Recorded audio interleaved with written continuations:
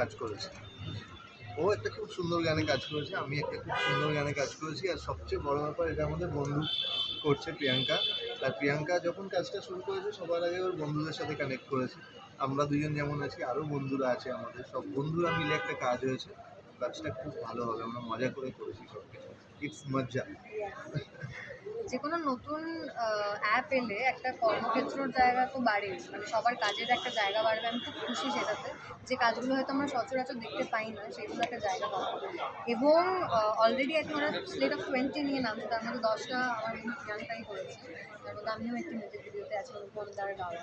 তো আমি খুব খুশি যেরকম কাজ হচ্ছে। আর তুমি যেটা বললে যে মিউজিক ভিডিও, যে আমরা তো ছোটোবেলায় এমটিভিতে বা যে কোনো মিউজিক প্ল্যাটফর্মে কিছু মিউজিক ভিডিও দেখেই অনুপ্রাণিত হয়েছি ছোটোবেলায়।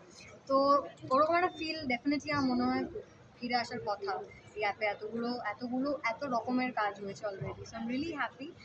অনেক অনেক congratulation to the entire team of ইট মাজ্জা অ্যান্ড অফকোর্স প্রিয়াঙ্কা।